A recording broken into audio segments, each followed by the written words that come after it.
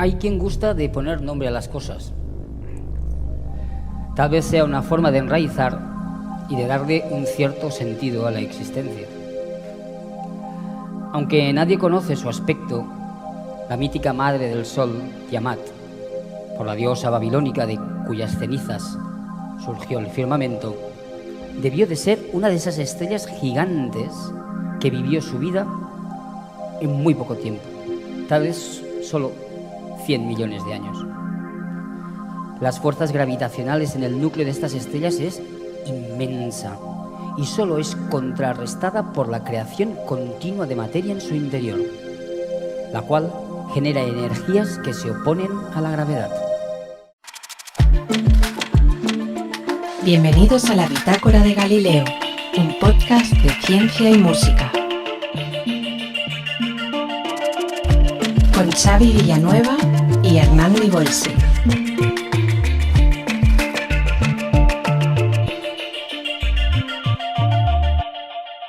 Hola, mi querido Xavi, por fin, ya estamos aquí de vuelta. ¿Qué tal, señor Hernán? Ostras, ya estamos aquí de nuevo. Tremendo, como he echado de menos, ¿eh? Han sido 3 semanas, tío, sin bitácora. Sí, nos hemos colgado un poco, ¿eh? Sí, un poquito. Bueno, estas obligaciones del día a día y todo esto es lo que tiene, ¿no? Sí. Bueno, ha habido una mudanza de por medio, ¿eh? Y eso ha afectado. Eso da faena, ¿eh? Da faena, sí. Digamos, dentro de las grandes catástrofes de la humanidad, yo creo que una de ellas deberían ser las mudanzas. Los traslados, eso es una cosa terrorífica. Pero bueno, en fin, ¿quién no ha vivido una mudanza? ¿Qué voy a explicar? Que no sepa la gente. Es lo que hay. Pero bueno, estamos aquí, estamos de vuelta, que la gente sepa que esto no lo vamos a abandonar, que es un barco que ha partido ya hace unos 3-4 meses. Y vamos, y el rumbo es, el destino es el infinito. Y más allá. Y más allá todavía. Decía la película. Sí, señor. Viva Toy Story. Pues, ahí estamos. ¿Qué tenemos hoy, Xavi? Bueno, fíjate que en el principio, cuando el cachito que hemos puesto de Miradas al Universo para iniciar el podcast, habla de una especie como de estrella así mítica que es Tiamat, y que en el fondo es un poco el inicio de lo que sería el origen del sistema solar. Fíjate que durante estos capítulos hemos ido desde el Big Bang hasta formación de estrellas, galaxias, etcétera, un poco viendo cómo se formaban los elementos químicos que forman las estrellas y planetas, etcétera, y ahora ya cada vez nos vamos acercando más a nuestro, digamos, objetivo final, que es precisamente la Tierra, el llegar a nuestro planeta y intentar explicar un poquito qué es lo que ha pasado en este planeta tan especial. Claro. Y hoy de lo que vamos a hablar es del origen del sistema solar. Porque muchas veces esto es curioso, porque a veces, depende cómo se explica, puede confundirse. A veces hay quien confunde que el origen del sistema solar es en el Big Bang, y son cosas como diferentes. Fijaros que estuvimos hablando de que el Big Bang fue hace unos 14.000 millones de años. Claro. Y ahora nos vamos a situar hace aproximadamente unos 4.600 millones de años. Vale, es decir, que ya la historia del universo ya ha avanzado muchos años, mucho tiempo, y ahora ya estamos en un momento en el cual se producen las condiciones adecuadas para la formación de este sistema planetario que le llamamos el sistema solar. Claro, nuestra casa. Nuestro vecindario. Eso es, siempre hablamos del vecindario cósmico, ¿no? Nuestro vecindario cósmico, efectivamente. Eso. Bueno, y además tenemos para la primera parte, ¿no? del programa, hablando de ciencia, y en hablando de música hablamos del tenorión, que es un instrumento prácticamente desconocido por todo el mundo, muy extraño, lo que ya se empezó a fabricar en el 2000, creo, si no voy mal. Un poquito más tarde. Un poquito más tarde, ¿no? Igual del 2000, y ya en el 2009-2010 se paró la fabricación. Y el Billy es el encargado de ejecutar este instrumento justamente en esta canción, en este momento, en este capítulo de la historia de Miradas al Universo. Sí, hoy Billy no estará con nosotros porque no ha podido venir, pero bueno, lo tenemos virtualmente. Virtualmente, efectivamente. Virtualmente. Ya hemos hablado con ella, luego pondremos la entrevista cuando llegue el momento. Vamos allá directamente. Venga, ¿no? Vamos allá. Sí, que la gente está ansiosa. Yo creo que hay gente que estaba llorando y todo. Sí, yo he recibido mensajes incluso amenazadores diciendo, como no hagáis el podcast, esto va a acabar mal, y cosas, pancartas. Bueno, ¿qué vamos a hacer? Ya estamos aquí, gente, no desesperéis, y vamos a arrancar con nuestra primera sección. Ahí va.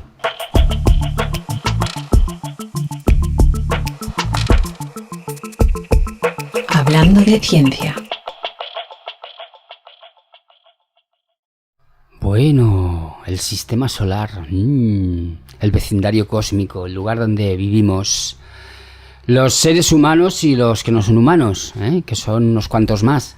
Claro. Millones y millones de especies. Pero sí, de momento no se sabe que haya en el sistema solar, por lo menos, o sea, vida inteligente se sabe que no, pero hay, no sé si algún indicio de que pueda haber, aunque sea vida microscópica en algún sitio. De momento nada, ¿no? Bueno, de momento nada. Hay siempre, como siempre, en estos casos siempre se ponen pues candidatos. Hay candidatos como podría ser, por ejemplo, Marte. Sigue siendo un candidato, aunque no se han encontrado muestras pruebas de que pueda haber vida actual o vida pasada, vida, digamos, fósil, por decirlo de alguna manera. Pero bueno, queda mucho por estudiar. Hay quien dice que debajo de la superficie marciana podría haber lugares o ambientes donde se podría cocer en cierta manera la vida. Y luego hay otro candidato que es muy interesante, o que tiene pinta de ser muy interesante, que es uno de los satélites de Júpiter, Europa. Porque justo es un satélite que está congelado, es una superficie congelada, y justo debajo parece que existe un océano de agua líquida de proporciones bastante gigantescas. Madre mía. De hecho, el que fue el autor original de lo que sería 2001 en el espacio, que es Arthur C. Clarke, el escritor Arthur C. Clarke, en la continuación que hizo de 2001 hablaba de la posibilidad, de hecho planteaba que Europa era un satélite que estaba habitado por seres súper extraños que vivían dentro de ese océano y que eran absolutamente inconscientes, no tenían ni idea de lo que había más allá. O sea, su universo era aquel océano. Algo realmente. Estas cosas me encantan. Perdón, sí. Me he adelantado un poco. No, pero está bien. Sí, porque es algo.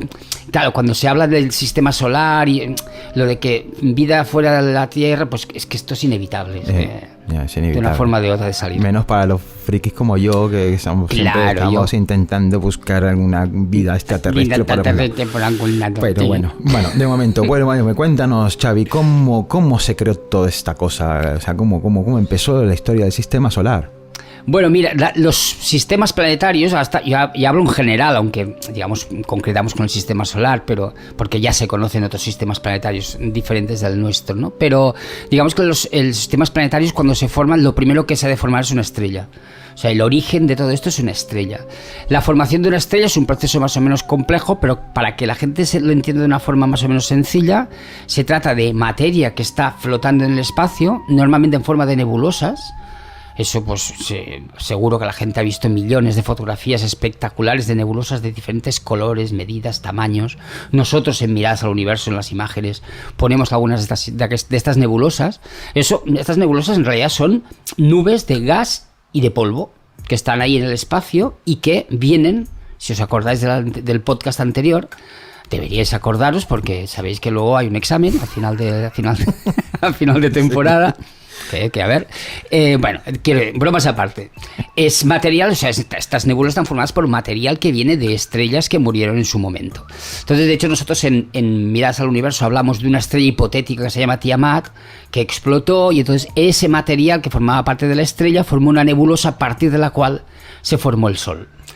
¿Cómo se forma esta estrella? Una estrella, pues básicamente es por aglutinación, por acercamiento de material, de partículas, digamos, de materia más o menos grande que por gravedad se van aglutinando, haciendo, digamos, esferas, o acumulaciones cada vez más grandes, hasta que llega un momento, un límite en que esa acumulación toma una forma esférica, y cuando esa cosa se hace suficientemente grande como para que en el centro de esa bola de materia haya la temperatura adecuada, se empiezan a producir las reacciones termonucleares, aquellas que habíamos hablado alguna vez, que son las que hacen que se encienda la estrella. Es decir, lo que es una acumulación de material que hace que en el centro de esa acumulación se vaya aumentando la temperatura, precisamente por la cantidad de material que se va poniendo a su alrededor, y cuando la temperatura es la adecuada, se ponen en marcha las reacciones termonucleares, hidrógeno a helio, y eso es lo que produce que la estrella se encienda, y ya tenemos una estrella. Maravilloso, increíble, ¿no? Que algo tan bestia, tan grande como una estrella, que tan sólido, ¿no? Que parece que venga del polvo, que venga de una nebulosa. Sí, de polvo y gas que está por ahí suelto, sí. Es bastante increíble. Claro, es que sabes lo que pasa además. Yo realmente lo estoy explicando ahora y lo pienso y dices, es que realmente es muy complicado de entender, porque ¿sabes lo que pasa? Que los procesos que permiten una cosa así son en una cantidad de tiempo tan brutal que a nosotros se nos escapa. Porque claro, son procesos muy lentos y que poco a poco van acabando alcanzando estas cotas, digamos, de complejidad, como puede ser una estrella, que no es lo más complejo del mundo, que en realidad es de las cosas más sencillas. Yo creo que me parece que en algún podcast ya lo dije, que hay quien considera que explicar cómo funciona una estrella es mucho más fácil que explicar cómo funciona, pues yo qué sé, la vida sexual de una rana, por decir algo, ¿no? Porque claro, hay muchas más cosas implicadas en un ser vivo, muchos más componentes, más relaciones entre cosas que lo que es una estrella, que una estrella a fin de cuentas es materia a una temperatura y en unas condiciones muy extremas y que por lo tanto solo se puede comportar de determinadas maneras, que no tiene tantas posibilidades. Claro, qué pasada. Bueno, entonces ahora ya tenemos en el centro nuestra estrella, ¿no? Claro, pero ¿qué pasa? Aparte de la materia que se organiza en la estrella, o sea, que hace que forma la estrella, existe otra materia que sigue de ahí, de esa nebulosa original, que por lo que sea no acaba incorporándose en la estrella y lo que acaba haciendo es formando los planetas. Por un poco la misma idea, por aglutinación de material.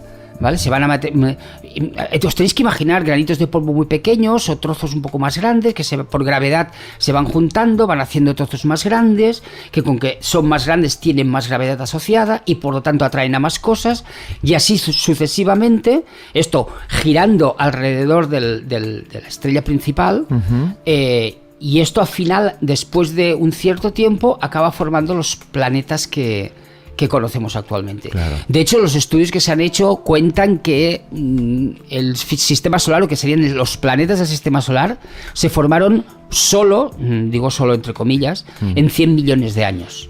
Que eso desde el punto de vista de lo que es las escalas de tiempo en la astronomía es muy poco tiempo. ¿Vale? El cómo se formaron, quiero decir, cómo se establecieron los planetas tal como los conocemos ahora, Mercurio, el primero, Venus, Tierra, Marte, después Júpiter, Saturno, Urano y Neptuno y finalmente Plutón y más cosas. A ver, hasta ahora se tenía más o menos claro que los más pequeños, los que están más cerca, son planetas rocosos prácticamente sin atmósfera, o con mucho con un poquito de atmósfera como es la Tierra o Marte.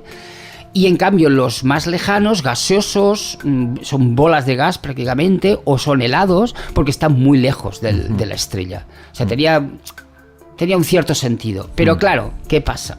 Hasta hace muy poco, el único sistema planetario que conocíamos era el nuestro. Por lo tanto, los estudios que se habían hecho, o las hipótesis para intentar entender esto, eran en base a un único sistema planetario. De hecho, pienso que esta hipótesis, digamos, sobre agregación planetaria, esto viene del siglo XIX ya, que es una cosa que no es moderna, digamos. Pero ¿qué pasa? En el momento en que empiezan a descubrirse planetas fuera del sistema solar, lo que se llaman planetas extrasolares, entonces ¿qué pasa? ¡Ah, sorpresa! Porque se empiezan a encontrar planetas en otras estrellas, girando alrededor de otras estrellas, situados en posiciones que no encajan con la hipótesis de formación planetaria que conocemos actualmente. Entonces, ¡ay, qué bien! ¡Cómo mola! Porque eso... Claro, esto es un poco lo que mola de la ciencia, el hecho de decir, bueno, tú tienes un modelo que, bueno, más o menos te va bien, te funciona y tal, hasta que descubres otra cosa y el modelo hace... Ya no encaja. Ya no encaja, empieza a chirriar y dices, ¡ay, ¿y ahora qué hago? ¿No? Claro, es como que... ¡Uy!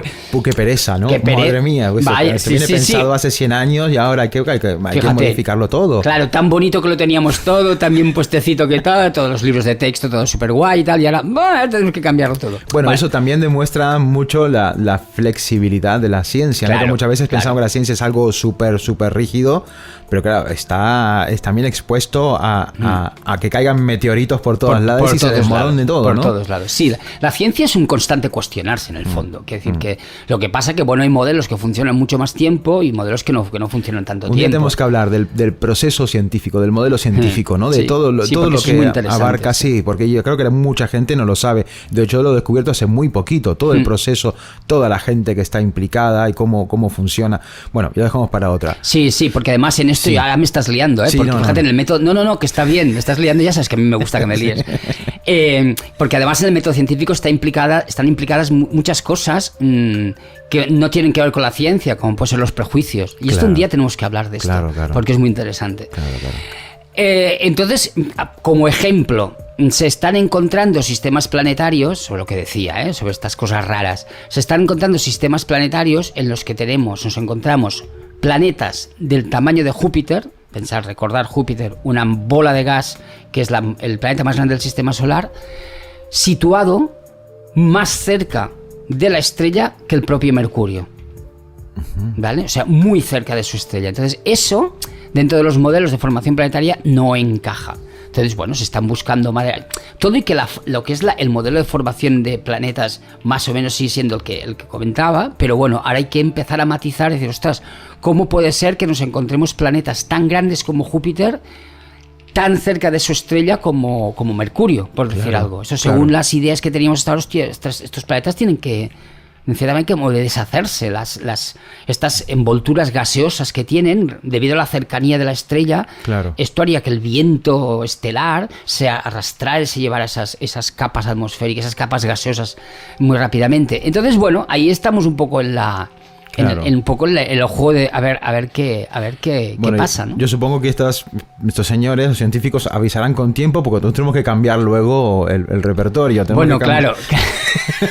Esta es un poco la cosa de miradas al universo, que conforme van habiendo descubrimientos, pues tendremos que hacer matizaciones. Claro. Sí, ir retocando, no tanto la música, que a veces sí, pero más sobre todo el texto, ¿no? Lo que se explica, que está constantemente actualizando. Claro, es un texto científico, pero precisamente por eso seguramente se tiene que estar actualizando. Entonces, bueno, la verdad es que el sistema solar es un sistema muy bien organizado, en el sentido de que dentro de lo que es el caos un poco, pero es muy organizado en el sentido de que tenemos 4 planetas iniciales, que son planetas muy pequeñitos y que prácticamente no tienen atmósfera. El que tiene, digamos, el planeta que tiene más atmósfera dentro de los planetas interiores, que son Mercurio, Venus, Tierra y Marte, es la Tierra, y no es una atmósfera especialmente densa, ¿vale? Entonces son planetas que se quedaron un poco en esa posición, cerca de la estrella, y después los planetas gigantes, que son Júpiter, Saturno, Urano y Neptuno, que son o bolas de gas muy grandes o gas mezclado con cosas congeladas, en fin, es una mezcla así interesante. Que vayas algo ya que no es propicio para un sitio que no, como siempre lo dices tú en Petit Univers, no es un buen sitio para hacerse una casa, ¿no? No son buenos sitios para hacerse una casa. Ni propensos para generar algún tipo de vida, o sí, un tipo de vida que no conocemos. Claro. Esto es, por ejemplo, ahí Carl Sagan siempre jugaba con esa historia, con esa idea del la vida, pero a ver, ¿qué vida? ¿De qué estamos hablando? Él hablaba, por ejemplo, de nubes inteligentes en las capas altas atmosféricas de Júpiter, una cosa absolutamente maravillosa y fascinante, ¿no? Tienes una canción. Sí, es una pasada. Entonces, yo qué sé, para que os hagáis una idea, Mercurio es un planeta sin atmósfera y con temperaturas que van de los 400 y pico a los 200 y pico, casi bajo cero. Venus es un infierno absoluto. Marte es un lugar donde prácticamente casi toda la atmósfera es CO2, o sea, es anhídrido carbónico, dióxido de carbono. No es un lugar especialmente indicado para las formas de vida tal como las conocemos en la Tierra. Júpiter es una bola inmensa de gas, igual que Saturno, y Urano y Neptuno son planetas que están a temperaturas muy, muy, muy bajas. Por eso, un poco la búsqueda de vida inteligente, aparte de Marte, que Marte está ahí, Marte sigue siendo un candidato muy interesante, nuestro amigo Marte, claro, además está todo el mundo ahí con que a ver cuándo nos vamos a Marte, a Marte. Bueno, pero sí que se está haciendo incidencia en algunos de los satélites de Júpiter, incluso algunos de los satélites de Saturno. Pero había una cosa, algo que comentaste en algún momento, esta de la zona habitable, ¿no? De un sistema solar, ¿no? Que había dependiendo de la cercanía, pues hay un planeta, si está en ese territorio, pues es más propenso a generar un tipo de vida. Pero que nos encontramos que en Europa, por ejemplo, no está en este, ¿o sí? Claro, es que fíjate, es que lo de la zona habitable también es una cosa que nos llevaría mucho a hablar de esto, pero para que la gente entienda un poco la idea, la zona habitable de una estrella es el lugar donde se pueden formar planetas en el que exista agua líquida en su superficie, ¿vale? La Tierra es algo muy especial porque en su superficie tiene agua en los 3 estados: agua líquida, agua sólida y agua gaseosa, y eso es algo muy muy extraño. Entonces, ¿qué pasa? Para que os hagáis una idea, Venus está demasiado cerca de la estrella para tener agua en estado líquido, y Marte está demasiado lejos para tener agua líquida. El agua que hay está en estado gaseoso o congelada. ¿Sería Venus? ¿Sería en forma de vapor? Correcto. Vale. Y en cambio en Marte sería o congelado, también vapor, porque la presión es muy baja. Claro.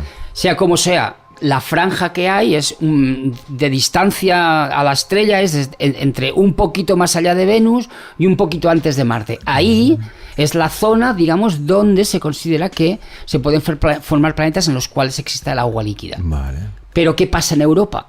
Que Europa es un satélite que todo está mucho más lejos de la zona habitable, está rodeado de una capa de hielo, y dentro de esa capa de hielo es donde parece que existe esa agua líquida. Es decir, que el hielo en cierta manera lo que está haciendo es protegiendo ese interior de lo que sería el frío horroroso e infernal del espacio. Estaría sumergida debajo de una capa de protectora, ¿no? Correcto. Tiene que ser increíble, ¿no? Vivir allí. Bueno, yo es que imagínate, mira para arriba, en vez de ver la luna, ver a este monstruo, ¿no? Tremendo. A mí, por ejemplo, yo soy muy aficionado a lo que son artistas o ilustradores del espacio, que lo que hacen es, porque claro, tenemos muchas fotografías, muchas imágenes, pero luego lo que hacen ellos es, en base a datos científicos, lo que hacen es hacer representaciones artísticas de, pues eso, lo que tú acabas de decir, ¿no? ¿Cómo veríamos el cielo si estuviéramos en la superficie de Europa? Buah. Y hay escenas absolutamente fascinantes, muy chulas, Claro. No, lo puedo entender, porque igual creo que es una sensación parecida a la hora de hacer música. Muchas veces también nosotros nos ponemos en situación, sobre todo igual más en el espectáculo de planetas que el de miradas, que es ponerse en la situación de estar allí, en ese planeta, y cómo sería la música, qué transmitiría la música desde ese punto de vista. Me parece súper guapo, inspirador, a más no poder. Totalmente. Y ahora otra vez me vuelvo a ir un poco más lejos. O sea, sabemos ahora de otros sistemas solares con planetas habitando esa zona propensa, ¿no? Que están situados en la zona habitable. Claro.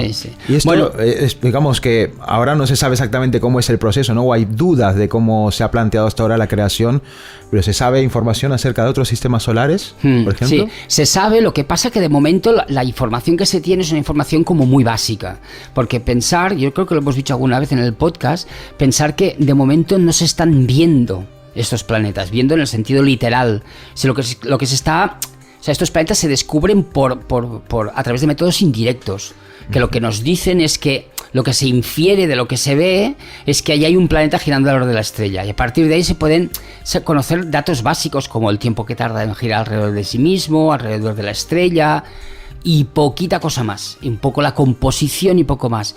Necesitamos una tecnología un poquito superior que está a punto de llegar con el nuevo telescopio espacial, el que sustituirá al Hubble. Claro. Ahí nosotros seguramente se podrá llegar un poco a vislumbrar todo, y que cada vez más, porque incluso desde Tierra se están optimizando aparatos que pueden medir muy bien las condiciones del planeta, aunque prácticamente no se vea.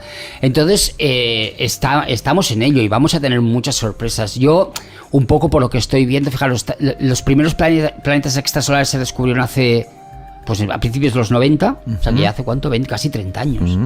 Y yo no sé cuántos llevan ya, yo he perdido la cuenta. Y tú vas mirando el catálogo y un poco los posibles paisajes de cada uno de esos planetas, y es absolutamente fascinante. O sea, yo me río de lo de la Guerra de las Galaxias, que seguro que lo de la Guerra de las Galaxias, lo de Star Wars, se queda corto. Seguro. La cantidad de planetas diferentes que tiene que haber por estos mundos de Dios ha de ser brutal. Seguro, ¿no? También es verdad, he de decir que últimamente vuelven a salir noticias que hablan sobre la excepcionalidad de la Tierra.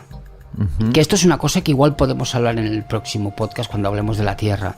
Y es que realmente se dan condiciones muy precisas, muy especiales, para que se haya podido organizar la vida de la forma que se ha organizado. Y esto es algo también muy fascinante. Porque ahí, ¿no? Sí, ahí estás jugando un poco también con decir, ostras, somos únicos, realmente estamos solos en el universo. Hay gente que dice que podríamos ser tranquilamente la primera civilización de todas las galaxias. Sí, lo cual es una cosa que da miedo. Mucho. A mí me da miedo, Mucho miedo. porque dices, joder, ay, perdón. Y al medio... vaya pedazo de universo para estar solo nosotros. Claro. Y luego también puede haber civilizaciones con, yo qué sé, 200.000, 300.000, 400.000 años de ventaja. Correcto. Imagínate lo que podía. Eso ya, la imaginación se puede disparar, el conocimiento. Sí. Y claro, luego está el problema, ¿no? Luego tenemos los ovnis, que algún día hablaremos de los ovnis, ¿no? Ese es un temazo. Tiene que entrar. Puede haber, ¿no? Gente en otros sistemas solares, incluso en otras galaxias, pero claro, ¿cómo llegan hasta aquí? O sea, teniendo en cuenta nuestras leyes físicas, es imposible, ¿no? Nos decimos que ya no hay forma de conoceros. Sabemos que estáis, pero nunca nos vamos a conocer, a no ser que viajemos durante generaciones y generaciones en naves, que esto podría pasar. Ya se me está yendo un poco la cabeza. Bien, está bien, mola. De hecho, Arthur C. Clarke, el que te explicaba antes de 2001, utiliza estas limitaciones, porque era científico, era un tío muy especial, muy preparado, y él utiliza estas limitaciones, sobre todo lo que son las limitaciones del tiempo, para un poco le saca jugo, claro. y las acaba poniendo como una de las cosas que pasan, que no diré porque tampoco quiero hacer spoilers, claro. Por si hay gente que tiene ganas de leer la saga completa, que si no recuerdo mal parece que son 4 o 5 libros, una pasada, pero es muy fascinante. Entonces, bueno, utiliza esas limitaciones que son muy interesantes. Qué pasada. Bueno, tenemos ya entonces nuestro sistema solar formado. Tenemos el sistema solar formado, y si queréis, lo que podemos hacer es ir, más que nada para introducir lo que vendrá la semana que viene. Nos introducimos en el tercero, o nos acercamos al tercero de estos planetas, que mucho tiempo más tarde le llamaron la Tierra, y que en esos momentos, hace 4.550 millones de años, es un planeta que no tiene nada que ver con lo que conocemos en la actualidad. De hecho, es una bola caliente, horrorosamente inhóspita, en la cual allí no hay quien viva, y que por razones de la química, la física y la biología acabará convirtiéndose en la maravilla de planeta en la que estamos viviendo en la actualidad. El resultado de una carambola cósmica, ¿no? Un poquito sí, ¿eh? Poquito sí. Esto lo hablaremos en el próximo podcast, porque realmente vale la pena. Haremos un pequeño listado de cuáles son esas carambolas cósmicas que han dado posibilidad a que exista vida en este planeta, y más aún, que existan personas inteligentes, entre comillas, más o menos. Cuando lleguemos a este punto, va a ser divertido. Va a ser divertido. Va a ser muy divertido, porque ya estábamos cada vez más cerca de lo que somos, y ya las dudas cada vez son más grandes, ¿no? Es increíble. Bueno, hay dudas por todo, ¿no? Pero casi lo que tú decías, ¿no? Es más misteriosa la evolución del ser humano, que no se sabe todavía exactamente. Hay muchos indicios, hay muchas pruebas, pero... Ya lo dejamos para más adelante. Que si no nos liamos. Nos va a salir un podcast de 2 horas. Sí, totalmente. Bueno, ya queda la carretera abierta para ir hacia la Tierra. Ya estamos... Nos vamos encaminando ya hacia la Tierra. Aquí, casi estamos aquí. Increíble. Está guay. Bueno... ¿Ya está? ¿O qué? Sí, lo podemos dejar aquí. Lo dejamos aquí, como en las buenas series, dejamos el misterio. Dejamos el misterio para el siguiente capítulo. ¿Qué va a pasar, no? Bueno, ya sabemos qué va a pasar, sabemos que la Tierra se forma, ¿no? Es como pero tiene su... de Titanic, que ya sabes el final. Pero bueno, el gran spoiler. Esos entresijos yo creo que nos hacen valorar todavía más, si cabe, el hecho de poder estar hoy en día aquí haciendo este podcast, ¿no? Vaya, ya te digo, fijaros que al final todo esto va a que se creó Bitácora de Galileo. Exactamente, todo al final de esto se condensa en nosotros 3. Black Producciones. Fantástico. Vaya. Bueno, vámonos ya. Vamos a descansar un poquito. Vamos a hablar de música, ¿no? Vamos a hablar de música, que ahí tenemos a Billy, que creo que nos está esperando. Eso mismo. Vamos allá con nuestra sección de música. Hablando de música.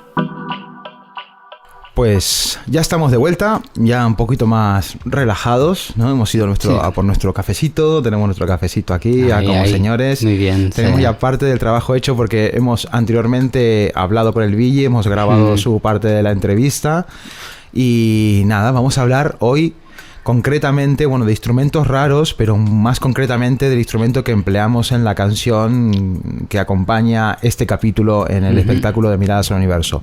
El instrumento es un tenorión. Que ya solo el nombre ya lo flipas. Yo cuando lo escuché la primera vez pensé, esto me están tomando el pelo. Es muy raro. Yo el primer día que lo trajo a casa, la verdad que no, yo pensaba, esto será uno de esos juguetes raros, porque el Billy, yo cuando le conocí era mucho de coger lo que comenté en el programa pasado, ¿no? De coger instrumentos o juguetes antiguos, luego meterle cables, botones por en medio y crear instrumentos musicales de ahí. Bueno, serán una de estas paranoias del Billy, ¿no? Sí, pero no, era un instrumento real, un instrumento que recién acababa de salir, que nadie conocía, y yo, desde estos igual 10 años que estamos empleando este instrumento en Cosmic Session, nunca he sido capaz de averiguar cómo funciona ni de descifrar, que a mí que me gustan estas cosas, pero es totalmente marciano, ¿no? Es muy marciano y además, y a la vez tiene un aspecto como muy, para que la gente un poco se haga la idea, tiene un aspecto como mucho de juguete. Sí. Porque he dicho que es como es un instrumento cuadrado, es como una tablet muy gorda, cuadrada, y que está llena, bueno, cuando está apagado no tiene nada, pero cuando se enciende y empieza a tocarse, se llena de LEDs por todas partes que van cambiando, se mueven para arriba, para un lado, para otro. Exacto, lo que tiene como 16 lucecitas, ¿no? De forma horizontal y 16 lucecitas de forma vertical, ¿no? Y cada una de 16 pues tiene sus correspondientes 16 también. Eso mismo. Y eso tiene pues, cuando lo estamos viendo desde atrás, que lo está tocando Billy, se ve como una raya, como un cursor en forma de raya que va avanzando en el tiempo, va pasando por esos 16 lucecitas, y el Billy lo que va haciendo, va activando esas lucecitas, y allí donde activa y pasa esta barrita, suena algo, ¿no? Puede ser un bombo, puede ser una guitarra, puede ser un Han, como vas a escuchar luego. Pues es un instrumento que y ofrece mucha flexibilidad a la hora de crear en vivo, ¿no? Y aparte de ser visualmente, porque todo lo que está haciendo tiene su traducción en imagen, en lucecitas, moviéndose, rebotando arriba, abajo. Bueno, yo recomiendo que lo busquéis por internet, Tenorión. En la versión de YouTube vamos a poner alguna fotito o algo. Y nada, yo creo que para introducir este instrumento, nada mejor que lo haga nuestro amigo Billy, que es el que lo sabe tocar. Exacto. Y sabe explicar. ¿Qué vamos a hacer? Así que bueno, vamos a escuchar esta grabación que hemos hecho hace un ratito, y a ver qué nos cuenta el Billy, ¿vale? ¿Te parece? Venga, adelante. Vamos allá. Estamos aquí con nuestro querido Billy, que bueno, ya hemos dicho antes que hoy no puede estar presente aquí debido a sus compromisos que tienen con el mundo electrónico, ¿no? Sabemos que ya está en marcha esta fábrica de robots para dominar el mundo, y bueno, está pues terminando los últimos detalles en las máquinas que van construyendo los robots y todas esas cosas. Billy, ¿cómo estás, tío? Bienvenido. Pues me alegro de volver a oíros. Estoy cansado, pero estoy bien, animado. Qué bien, qué bien. Bueno, sí, no lo podemos tener presente hoy aquí en el estudio, pero bueno, lo tenemos virtualmente. Y claro, teniendo al Tenorión como la estrella principal de hoy del programa, no podíamos dejar pasar de hablar con el Billy, ¿no?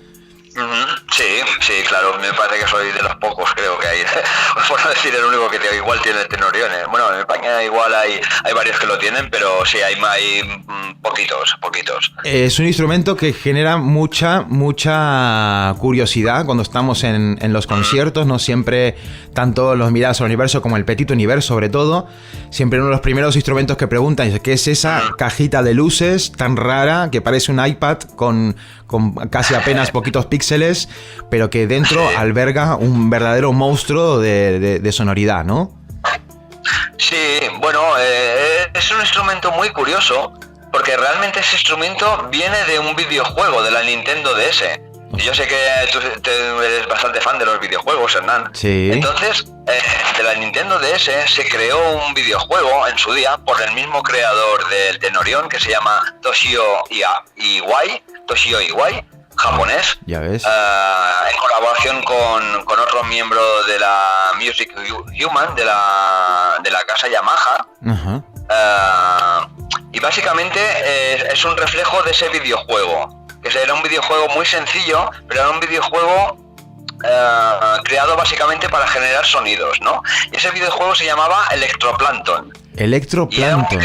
Guau, qué nombre más chulo. Toma ya Electroplankton. Básicamente básicamente el videojuego estaba recreado en un fondo marino, ¿no? Así como muy galáctico, ¿no? También al mismo tiempo. Y con medusas, con pececitos y con animales extraños del fondo del mar. Y básicamente esos animalillos, cuando se iban moviendo y los ibas tocando con el dedo, pues se iban generando notas musicales, se iban iluminando, ¿no? Y el videojuego era básicamente para niños pequeños, ¿no? Pero era tan chulo lo que hacía en cuestión de sonido que los creadores decidieron crear algo similar con una matriz de LEDs, ¿vale? Sí. Y en su día este instrumento fue sacado al mercado en el año 2007, pero ya en el año 2006 el creador, el señor Toshio, lo presentó en el Sonar, en una actuación que hizo en el Sonar en el 2006. Ajá. Y bueno, puedes imaginar que nunca nadie había visto antes ese instrumento y este hombre de repente apareció en Sonar con el aparato y todo el mundo flipó en colores y decía, ¿qué es esto? ¿Qué es esto? Igual que ahora la gente se pregunta, ¿qué era esto? ¿Qué era esto? ¿No?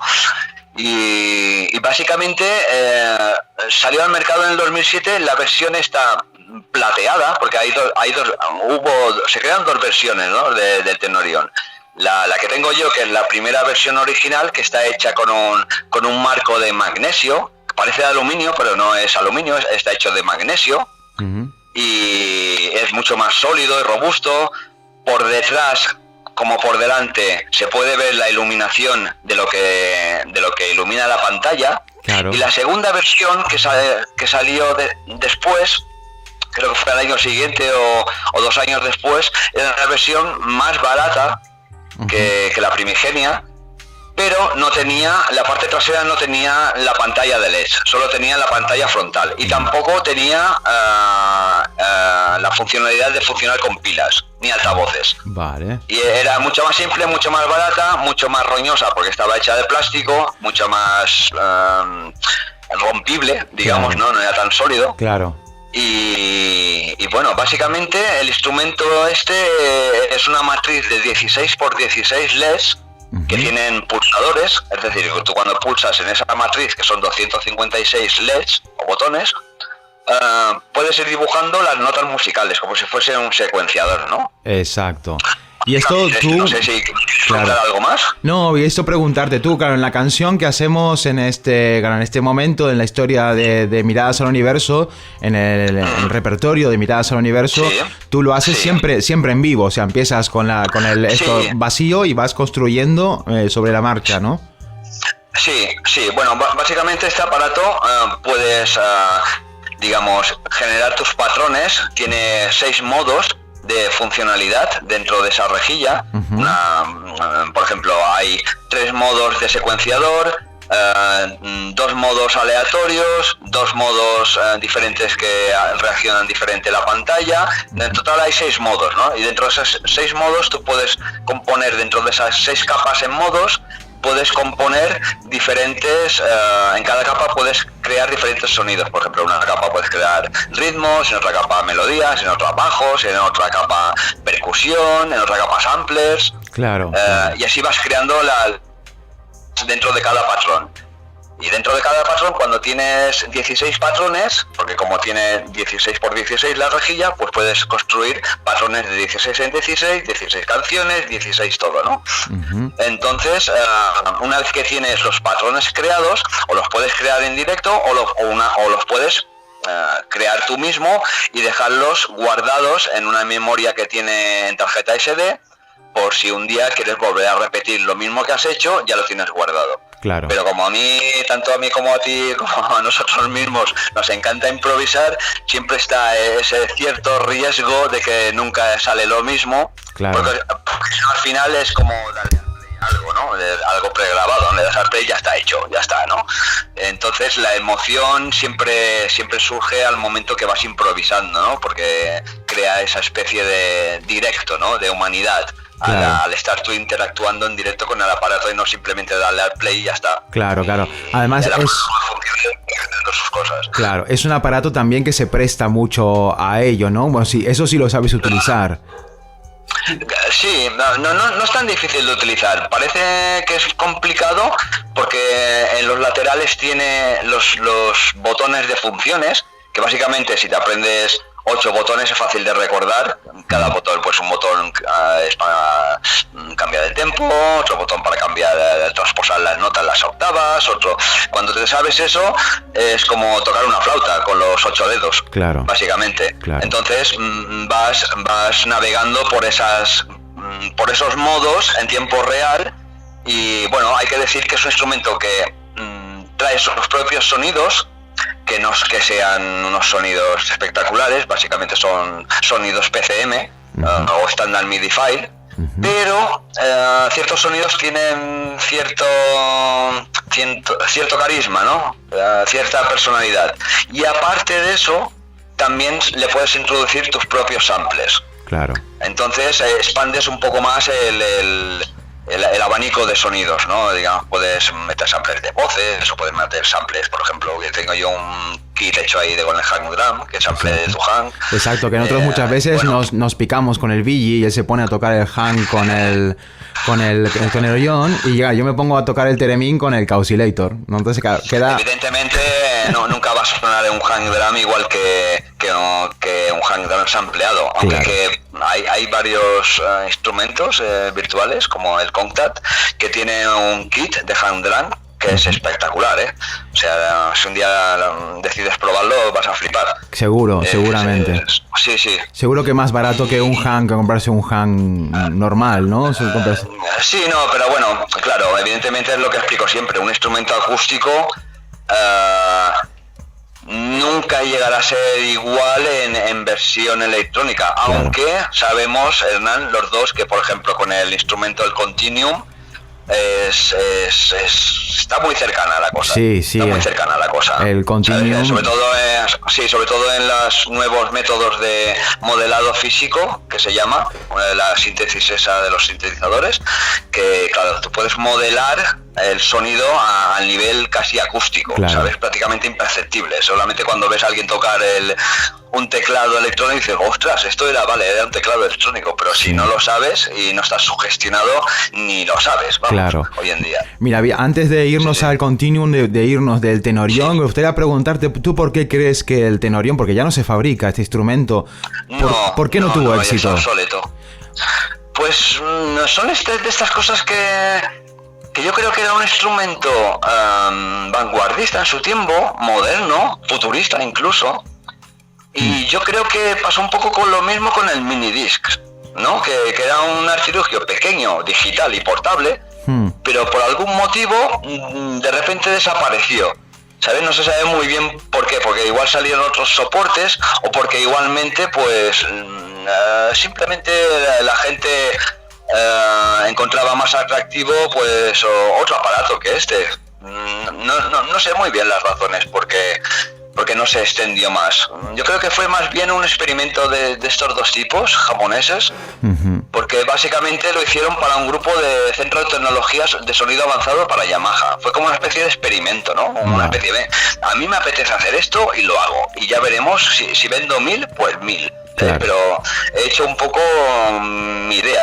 Más bien es como una especie de obra de arte interactiva. Claro. El tenorión. Y claro, este tipo de aparatos, como otros, por ejemplo, el Zoom, el ARC, creo que lo conoces, este que es un círculo, sí, que tiene luces y eso, pues me recuerda un poco a la misma filosofía del tenorión, que es un instrumento que gusta mucho, pero que la gente no sabe muy bien cómo encajarlo en sus producciones, ¿no? Para mí no hay ningún problema, porque a mí cualquier instrumento que sea raro, inmediatamente sé cómo encajarlo en una producción. Claro. Pero hay gente que igual pues se aburre de él o simplemente una vez que ya lo ha utilizado dice, vale, pues ya está, o, no sé, es algo muy personal el tenorión. Sí, yo personalmente creo que es un instrumento, al igual que el theremin, que ha sido inventado, creado y comercializado en un momento que todavía muy atrasado. Es un instrumento que es para el futuro.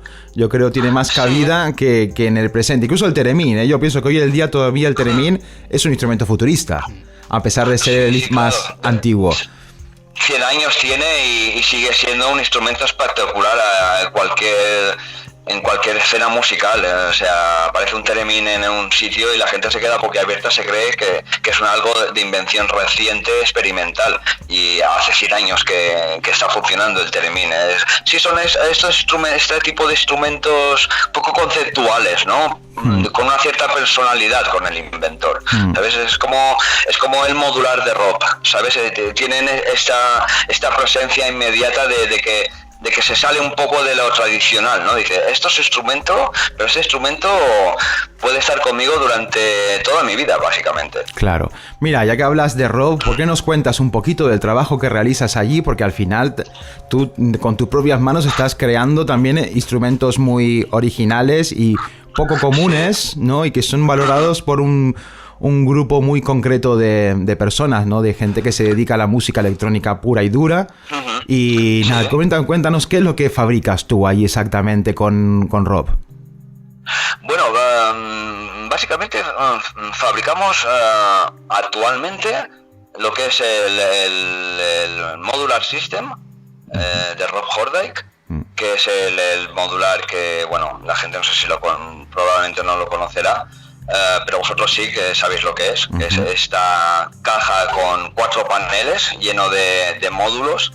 Aparte de botones, son unos módulos que tiene mucho la función también, como que para que la gente se haga una idea, ¿no? Que no conoce, es como un panel, como si podemos recordar antiguos paneles de telefonía, no exactamente, ¿no? Exacto. Que estaba exacto. Son como estas antiguas centrales telefónicas de los años 50, 60 que iban con unos cables que iban conectando lo que se llama batch by, ¿no? Eso.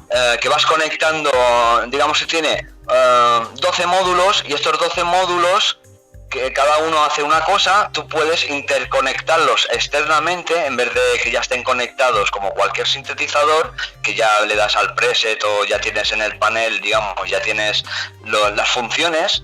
En este tipo de sintetizador lo que haces tú es decidir qué es lo que hace cada módulo con respecto al otro. Ajá. Cosa que no puedes hacer con otro tipo de sintetizadores. Claro. Entonces, la creatividad es infinita. Claro. Puedes hacer lo que quieres hacer, lo puedes hacer. Claro. Y también dejar claro... No tiene límite. Claro. Dejar claro también que es un sintetizador que hemos hablado aquí en el programa de sintetizadores, pero a diferencia de un sintetizador al uso corriente, claro, esto no tiene teclas. Vamos a empezar, se le puede poner, pero no es... Claro, tiene un apartado de MIDI in, que tú le puedes, digamos, conectar un teclado externo si lo quieres tocar melódicamente. Claro. ¿Sabes? Pero la idea de este tipo de sintetizadores es no crear melodías, sino crear conceptos sonoros. Claro. ¿Vale? Y esto pasa también... Perdón, Avi, que nos vamos pisando aquí. Sí. Estamos aquí grabando un poco esta parte de una forma bastante primitiva, pero bueno, está resultando bastante bien. Esperamos tener con el WhatsApp hay unos milisegundos de latencia. Exacto, pero bueno, ya hemos arrancado así con el Xavi y seguimos utilizando estas energías. Pero bueno, esto te preguntaba porque sé que no solo fabricas esto, también hay un instrumento que me parece alucinante, que es una creación de Rob, ¿no? Y tú también estás produciendo, que es el Blipobox. Exactamente. ¿Esto en qué consiste? El Blipobox, digamos, es la maquinita rara que tenemos actualmente en venta. Porque el modular, bueno, es raro de por sí para la gente que no lo conoce, pero para la gente que conoce lo que es un sintetizador modular no es algo raro. Claro. Pero esta máquina, este dispositivo, el Blipobox, sí que es un aparato un poco más especial, ¿no? Digamos que el Blipobox viene a ser como una especie, como si hicieras un preset en el modular. ¿Vale? Pero que ya está con 12 botones, ¿no? Y estos 12 potenciómetros tú los puedes ir moviendo y cada vez que mueves algo genera un tipo de cosa. Y está basado básicamente en la teoría del caos. Es decir, que si tú desplazas aunque sea solamente un pequeño giro en uno de los botones, todo lo demás cambia. Es un dispositivo no melódico, pero muy creativo y que jamás te puedes aburrir, porque simplemente dejando los botones en la misma posición, si lo enchufas y los enchufas, de repente crea otra cosa, claro, de la que tenías. Nada, es un instrumento puro y duro para tocar en directo, live. Bueno, con esto se demuestra que cada este mundo, ¿no?, de tan exótico que parece para nosotros, de instrumentos raros, poco convencionales, al final es un submundo muy muy grande, ¿no?, que hay de gente que investiga en esta línea y va evolucionando con estas maquinitas. Pues Billy, tío, te agradecemos muchísimo de todo corazón que hayas estado. Lástima que no has podido estar aquí. Te esperamos la próxima semana. Ojalá que ya puedas, que hagas un hueco entre tanto robot, autómata e inteligencia artificial y te acuerdes de nuestros amigos los humanos. En robot no hay ninguno, solamente hay las máquinas y los modulares. Yo sé que todo es una tapadera. Yo sé que todo es una tapadera para construir robots para dominar el mundo. A mí no me engañas, Billy, pero no pasa nada. Está conchavado con el Bill Gates. Exacto, te queremos igual, siempre te querremos igual, de todas formas. Te tenemos que dejar, querido. Grande, Billy, te mandamos un abrazo enorme. Sí, un abrazote. Un beso para vosotros y para todos, gracias. Un abrazote, chao. Chao, Billilín. Chao, hasta pronto. Bueno, ¿qué tal? Ha sido una pasada esto que ha explicado aquí. Súper entrevista. Solo ha faltado tenerlo aquí presente en cuerpo. Lo hemos tenido en alma y en voz. Sí. Pero bueno, siempre el Billy en nuestros corazones. Ya te digo, contando ahí sus historias robóticas. Qué guay. Qué bien. Bueno, vamos a ir despidiéndonos porque estamos haciendo un podcast gigantesco otra vez.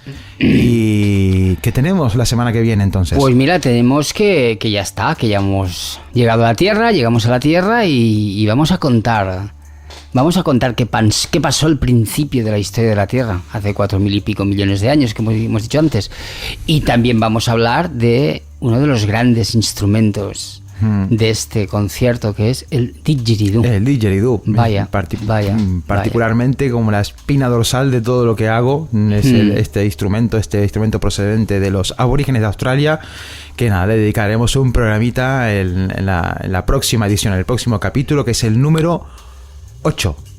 ¿8 ya? Sí. 8, el número 8, ¿sí? El capítulo número 8. Wow. Muy bien, ya estamos. Yo ya me he perdido y todo, ¿eh? Sí, fíjate, sí. ¿eh? Cualquiera diría que llevamos a mí aquí 200 capítulos. Tremendo, ¿eh? Que como si llevamos toda la vida. Bueno, pero ya bien. estamos acercando, como dice, estamos acercándonos a nuestra cortísima historia, ¿no? Porque fíjate todo lo que ha pasado hasta ahora y nosotros ni siquiera, ni noticias de nosotros, ni siquiera ninguna esperanza. Ni noticias, ni se nos espera, al menos en aquel momento. Luego las cosas cambiaron, pero de momento no se nos esperaba. Nos hemos quedado con la Tierra con una bola de fuego y un infernal que imposible. Vamos a ver qué pasa a partir de aquí en el próximo programa. Perfecto, sí señor, ahí estaremos. Una vez más, gracias a todos por apoyarnos, por seguirnos en esta iniciativa que tanto nos gusta y tanto disfrutamos. Y nada, queda hasta el próximo capítulo. Hasta el próximo capítulo, efectivamente, Hernán. Un placer.